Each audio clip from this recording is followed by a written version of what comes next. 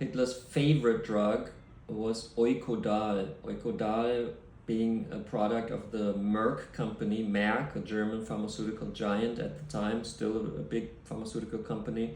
Eukodal was the favorite drug not only of Hitler but also of, for example, Klaus Mann, the son of Thomas Mann, and many other artists, and also many doctors, because the high that Eukodal gives, especially when you take it intravenously, I've never done it, but I've heard reports and I read reports, is very euphoric.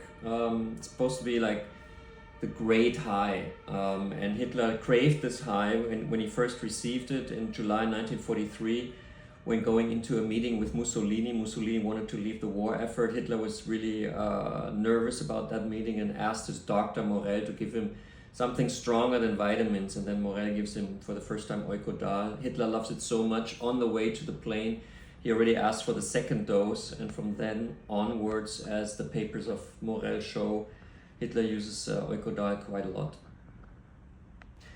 Hitler and cocaine is kind of a funny story, if funny is the right word for the circumstances and the characters involved in the scene. But in fact, after the Operation Valkyrie, the bomb attack that almost killed him, July 20th, 1944, Hitler was severely injured. He had blown eardrums, he had splinters, hundreds of splinters everywhere, and Morel cured him with Eukodal, which cures the pain, like numbs the pain. But then a new doctor came into the headquarters and he had cocaine against the severe pain that Hitler had in his eardrums. So this Dr. Giesing is his name. I read his report in the National Archives in the US. He told the American agents everything about how he gave cocaine to Hitler and how he thought it was so strange that Hitler immediately wanted more cocaine and said things like, only with cocaine, and he got it through his nose.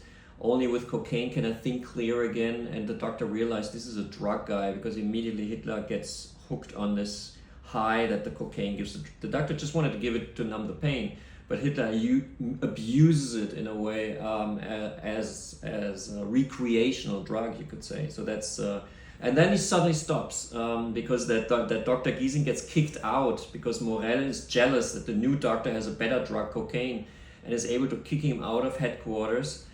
They were actually had a fight. Like Giesing wanted to kick out Morel with his Eukodal, the opioid, and Morel wanted to kick out Giesing with his cocaine, and the opioid Morel won, and Hitler remained an opioid junkie, never really became a cokehead. Only 6 months of usage. Hitler and hormones is actually the craziest story, I think. At one point, his personal physician, Morel, achieved the monopoly on all the organs of all the slaughtered animals in occupied Germany, occupied Ukraine. From all the slaughterhouses, the organs were shipped to Morel's private factory and turned into dubious hormone concoctions like pig's liver. Pig's liver was kind of the most normal. I mean, they also used brain glands of sheep and made stuff from it. They used bull's testicles. So there was a lot of experimenting with weird, strong, potent animal substances. And the problem was that these substances were not allowed onto the German market in 1943 because of the regulations of the medicine market in wartime in Germany. But so Morel complained to Hitler, to his patient A. He said that I can't put my valuable things on the market. And then Hitler said, okay, I have a solution. I try them all, and if I like them, then we can surpass all the limitations, all the borders, all the regulations. So Hitler became the guinea pig of his doctor for these dubious hormonal concoctions, which were made under catastrophic hygienic conditions, and then also came onto the German market. The absurdity of the Nazis' drug abuse was the hunt for the so-called wonder drug. This was in 1944 by the US, no pun intended, by the German Navy, by the, what's it in German? The Kriegsmarine. They had developed a new wonder weapon, as they called it, the mini submarine, and in these mini subs, 1 or 2 people had to stay underwater for up to a week, and if you were alone, you couldn't sleep. You would die if you fell asleep in those things.